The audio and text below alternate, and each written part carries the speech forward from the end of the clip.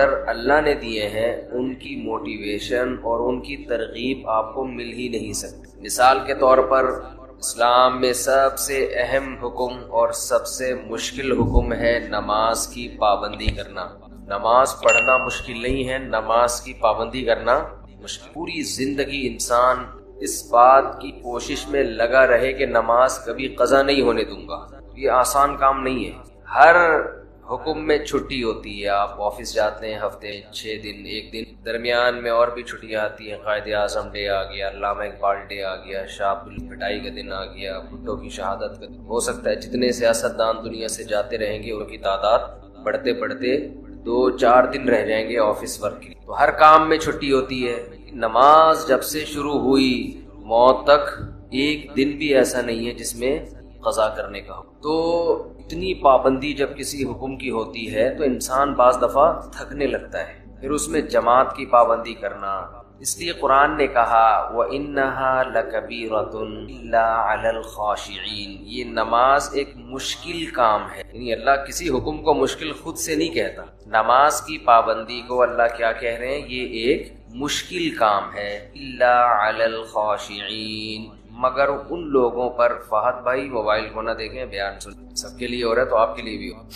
آپ بھی پرسوں عشاء میں شارٹ تھے۔ وَإِنَّهَا لَكَبِيرَةٌ، یہ مشکل کام ہے، إِلَّا عَلَى الْخَاشِعِينَ، مگر ان لوگوں پر جن کے دل میں اللہ کا خوف ہے۔ اب دیکھو اللہ نے نسخہ بھی خود ہی بتا دیا کہ اگر اس مشکل کو آسان بنانا چاہتے ہو تو اپنے اندر اللہ کا خوف پیدا کرو۔ سوال پیدا ہوتا ہے خوف کیسے پیدا کریں؟ خوف کیسے پیدا کریں؟ اب یہ تو اختیار میں نہیں ہے نا۔ آپ اگر یہ تصور کرنا شروع کر دو کہ میرے دل میں فلاں کا ڈر بیٹھ جائے، تو یہ صرف ڈر بیٹھنے کے تصور سے ڈر نہیں بیٹھے گا۔ تو اب اللہ نے آگے خوف پیدا کرنے کا طریقہ بیان کری، مائک کی آواز بہت دور۔ تو خوف پیدا کرنے کا طریقہ کیا بتایا؟ الذین یظنون انہم ملاقو ربہم، یہ وہ لوگ ہیں جن کو یقین رہتا ہے کہ یہ اپنے رب سے ملاقات کرنے والے ہیں، وَأَنَّهُمْ إِلَيْهِ رَاجِعُونَ، اور انہوں نے اس اللہ کی طرف لوٹ کر جانا ہے۔ جب آپ یہ تصور کر لیں گے کہ یہ دنیا ختم ہونے والی ہے اور ہم نے یہاں سے نکل کے جانا ہے، اللہ کے سامنے کھڑے ہونا ہے، تو ہر مشکل کام آپ کے لیے آسان۔ میں عجیب بات بتاؤں، اسلام میں ہر بیماری کا یہی علاج، ہر پریشانی کا بھی یہی علاج، ہر ٹینشن کا بھی یہی علاج، ہر مشکل کام کا بھی یہی علاج۔ وہ کیا علاج ہے کہ ہم نے جانا کہاں ہے؟ اللہ کے پاس۔ آپ نے بعض حکیم دیکھے ہوں گے، اب تو حکیم لوگ شارٹ ہو رہے ہیں مارکیٹوں سے، بہت کم کہیں نظر آتے ہیں۔ بعض حکیموں میں مشہور ہوتا تھا ہر بیماری کا ایک ہی چورن ہے ان کے پاس، ہر بیماری کا ایک ہی چورن۔ وہ شاید فراڈی ہوتے ہوں، لیکن اسلام میں ہر بیماری کی ایک ہی دوا ہے، اور یہ زبردست دوا ہے۔ دیکھیں اللہ تعالیٰ نے جب ہمیں کوئی غم اور پریشانی ہو تو اللہ نے اپنے نیک بندوں کی جو صفات بیان کی ہیں وہ کیا بیان کی ہیں؟ الذین اذا اصابتہم مصیبہ، انہیں جب کوئی مصیبت پہنچتی ہے، قالوا، تو یہ کہتے ہیں، انا للہ، ہم اللہ کے لیے ہیں، وانا الیہ راجعون، ہم نے جانا کہاں ہے؟ اللہ کے پاس۔ مصیبت میں تنوین ہے، تنوین۔ اگر یہ ہوتا نا المصیبہ، اس کا مطلب ہوتا کوئی خاص قسم کی جب مصیبت پہنچتی ہے تو یہ کہتے ہیں خاص قسم کی مصیبت، کچھ بھی ہو سکتی ہے، لیکن یہاں ہے مصیبت، کسی بھی قسم کی مصیبت، کسی بھی قسم کی ٹینشن، کوئی پریشانی، پیسے لے کے بھاگ گیا، کاروبار میں نقصان ہو گیا، بیماری آ گئی خطرناک، بچے نافرمان ہو گئے، ہر ٹینشن کا ان کے پاس علاج کیا ہے۔ ہم نے جانا کہاں ہے؟ اللہ کے پاس۔ تو یہ نیک لوگوں کی اللہ نے علامت بیان کی ہے کہ ان کے پاس ہر ٹینشن کا ایک ہی چورن ہے، ایک ہی دوا ہے۔ کسی اچھی پوسٹ پہ پہنچ جاتے ہیں وہ ترقی کرتے کرتے، میچور ہو جاتے ہیں، بہت سارے دنیا کو سمجھ جاتے ہیں کہ یہاں رہنا کیسے ہے۔ اب ایک آدمی کی یار یہ عمر شروع ہوئی اور انتہائی خطرناک قسم کا کینسر، انہوں نے بتایا میرا پورا گھر بک گیا، جائیدادیں بک گئیں، سب زیرو پہ آ گیا میں، اور ٹھیک پھر بھی نہیں ہوا۔ تو بتاؤ تو ناکام ہے کہ نہیں ہے دنیا کے لحاظ سے؟ کہ نہیں بھائی، اگر آپ اس کو مسئلہ سمجھو گے تو ناکام ہو۔ اگر آپ یہ سمجھتے ہو نا کہ ہمارا اصل مسئلہ صحت ہے، جو صحت مند نہیں ہے وہ ناکام ہے، اگر یہ مسئلہ کو مسئلہ سمجھو گے تو پھر کیا ہے؟ پھر یقیناً ناکام ہے۔ لیکن بھائی اگر مسئلہ آخرت ہے تو اللہ نے ہمیں بتایا کہ ایوب علیہ السلام تو اس سے زیادہ بیمار تھے. ایوب علیہ السلام اس سے زیادہ بیماری میں، ان کی بہت شدید تکلیف میں زندگی گزری ہے. تو اللہ کسی کو صحت دے کے آزماتا ہے، کسی کو بیمار کر کے آزماتا ہے. خدا کی قسم جب میں کسی بیمار کو دیکھتا ہوں نا تو میں ڈرتا اپنے آپ سے ہوں کہ اللہ نے ہمیں صحت دے دی، اس کی آزمائش کم ہے. اس سے ایک سوال ہوگا کہ تو نے اس بیماری میں ناشکری تو نہیں کی، حرام کی طرف تو نہیں گیا. ہم سے 20 سوال ہوں گے، کیونکہ بیمار آدمی برائیوں سے بچتا ہے، صحت مند کے لیے برائیوں سے بچنا بہت مشکل. نبی صلی اللہ علیہ وسلم نے فرمایا اذا ابتلیت عبدی بحبیبتیہ فصبر عوضتہما منہما الجنہ. بخاری مسلم کی حدیث. نبی نے فرمایا کہ اللہ کہتے ہیں کہ جس کی میں نے دونوں آنکھوں کی بینائی لے لی، اس نے صبر کیا، کوئی ناشکری نہیں کی، تو میں اس کو اس کے بدلے میں جنت دوں گا.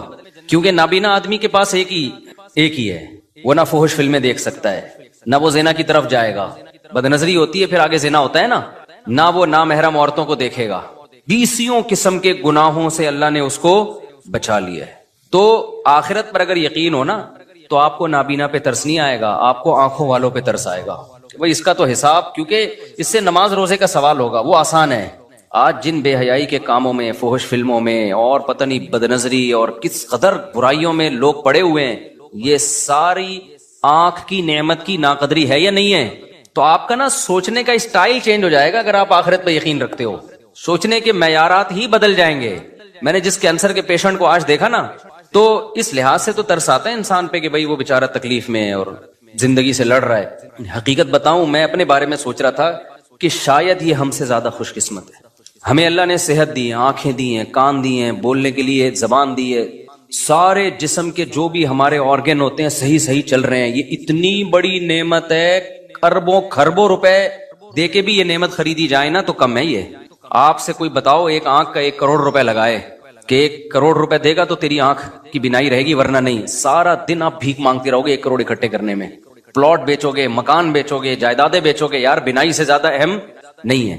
آپ کی زبان میں ذائقے کی صلاحیت ختم ہو جائے، کھانے پینے کی لذتیں آپ کے لیے بولو ختم. کوئی کہے کہ 1 ارب روپے دو گے، 1 کروڑ روپے دو گے، تو یہ زبان میں جو آپ کو ذائقہ محسوس ہوتا ہے نا کھانے پینے کی، نلی نہاری اور جاوید نہاری اور برگر کھا رہے اور وہ 20 قسم کے ٹیسٹ زبان بتاتی ہے. 1 کروڑ روپے دے گا تو یہ ٹیسٹ واپس آئے گا. آپ بھکاری بن جاؤ گے لوگوں کے سامنے. یار خدا کے لیے یہ کام کر لو. اللہ نے ہمیں کروڑوں روپے کی نعمتیں فری پھوکٹ میں بولو نا دی ہوئی ہیں.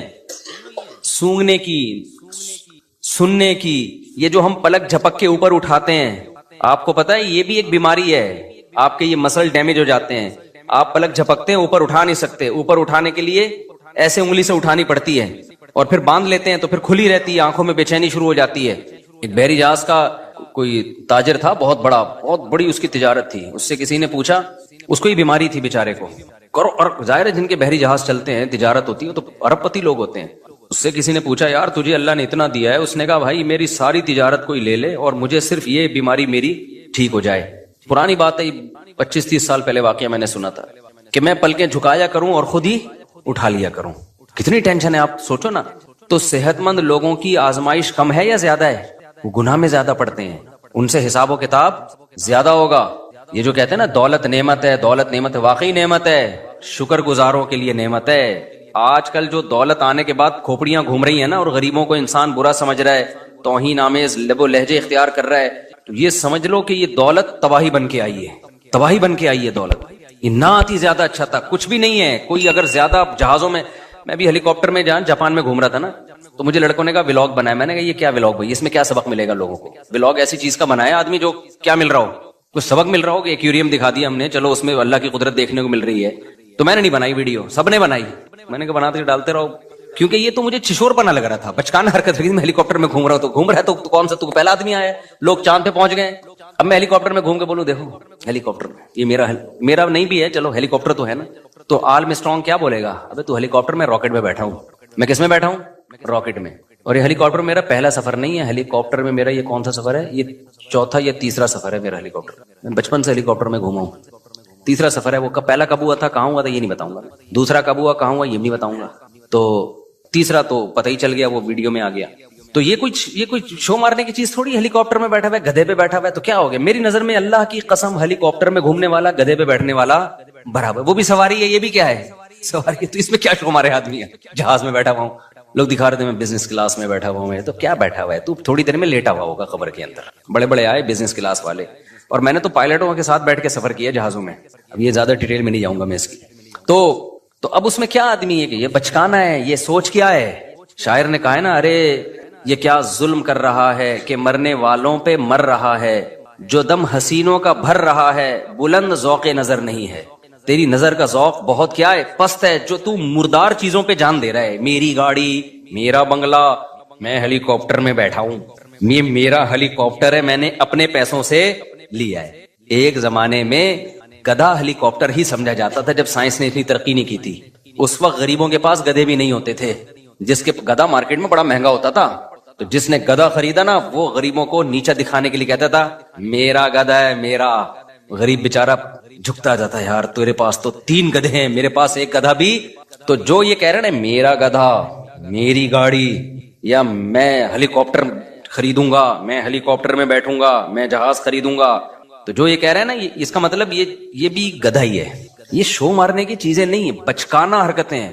اور پھر میں بار بار ایک مضمون کو بتاتا ہوں. لوگ کہتے ہیں نا مفتی صاحب جہازوں میں گھوم رہے ہیں بالکل ہی اپنی, اب تو اب دیکھو کیا ہو گئے. خدا کی قسم کچھ بھی نہیں ہوتا ان چیزوں سے, ہمیں کوئی فیلنگ بھی نہیں ہوتی. کیونکہ جو پس ذہن کے لوگ ہوتے ہیں نا, ان کو لگتا ہے کہ اگلے کی پتہ نہیں مینٹل وہ چینج ہو رہی ہے. ہمیں تو یہ کھلونے لگتے ہیں. گدھے پہ گھومو, کس پہ گھومو, جہازوں پہ گھومو, ایک ہی بات ہے.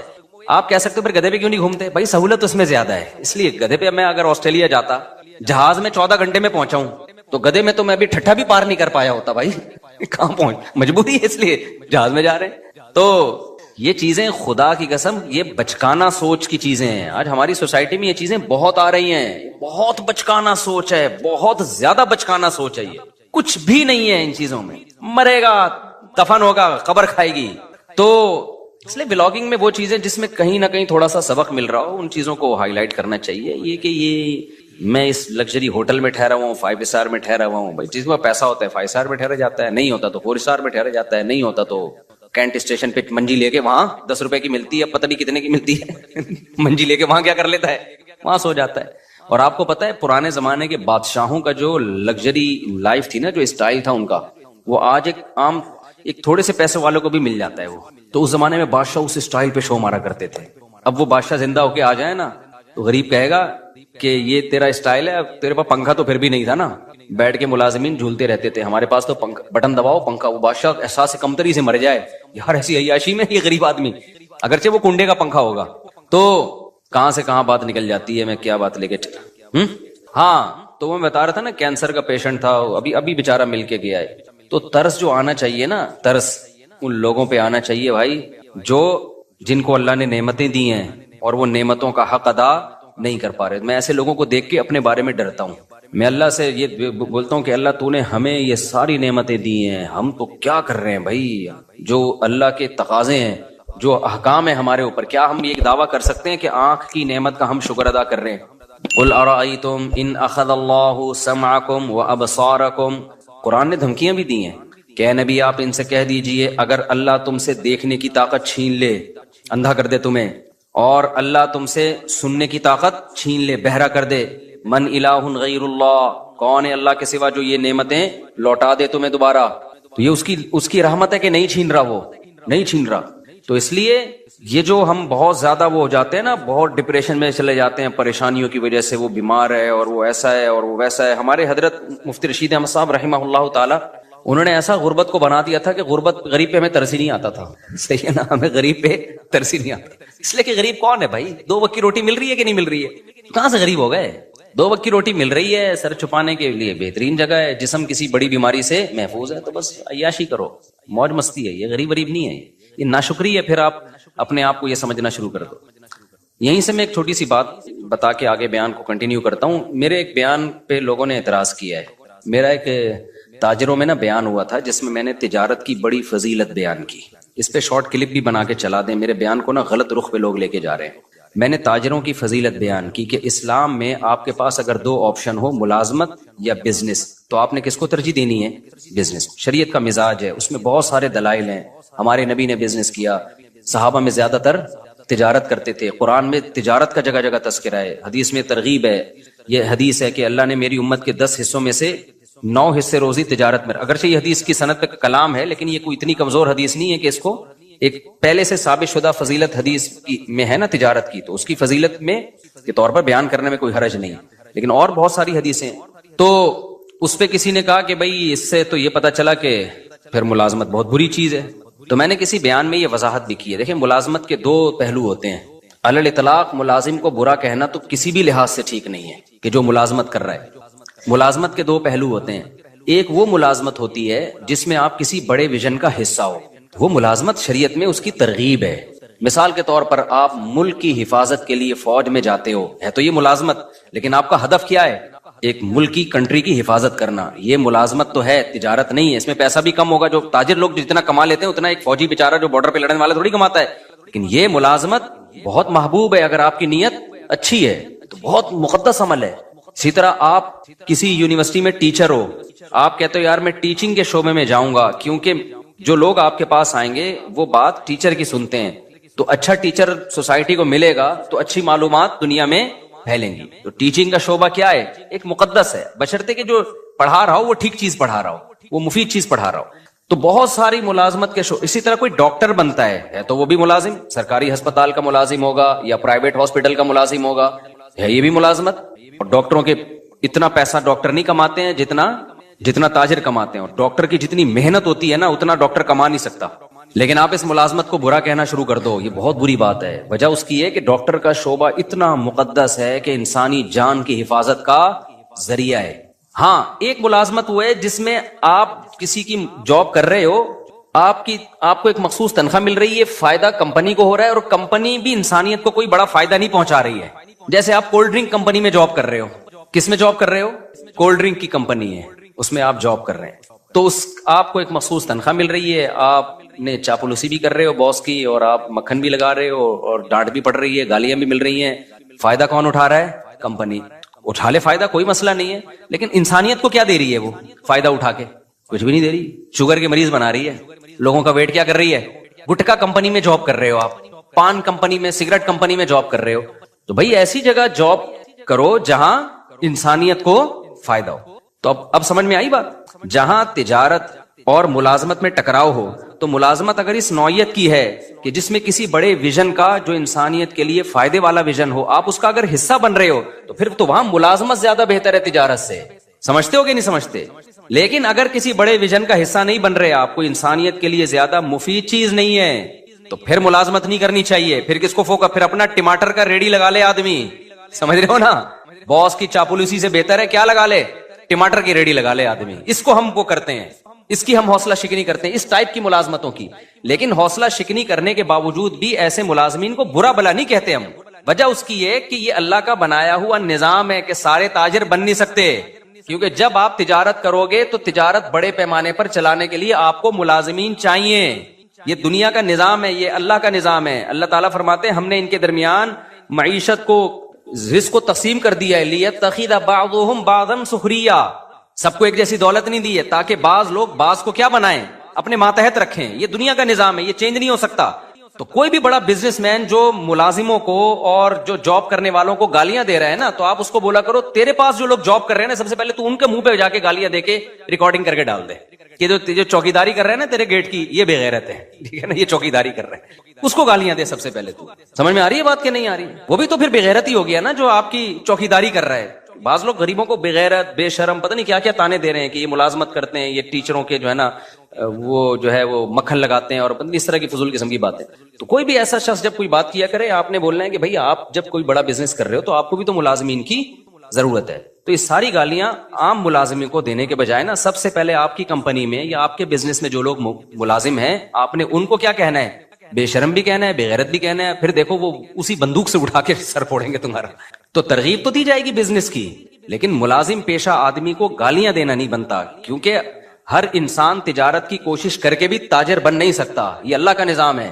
کیونکہ تجارت کو چلانے کے لیے بھی آپ کو بڑے پیمانے پر ملازمین کی ضرورت. اب دیکھو اوبر اور کریم والوں نے دماغ استعمال کر کے ایک سافٹ ویئر بنا کے بزنس چلا دیا ہے. تو اگر یہ ڈرائیور نہ ہوتے اوبر کریم کے تو کیا ان کا بزنس چلتا؟ تو ناممکن ہے. تو ایک ایسی کامن سینس کی بات ہے کہ جس کے اندر سینس ہوگی تو وہ یہ سمجھے گا. سینس ہی نہیں ہے تو پھر ہم یہی کہیں گے کہ پیسہ آنے کے بعد کھوپڑی کیا ہو جاتی ہے؟ آؤٹ ہو جاتی ہے.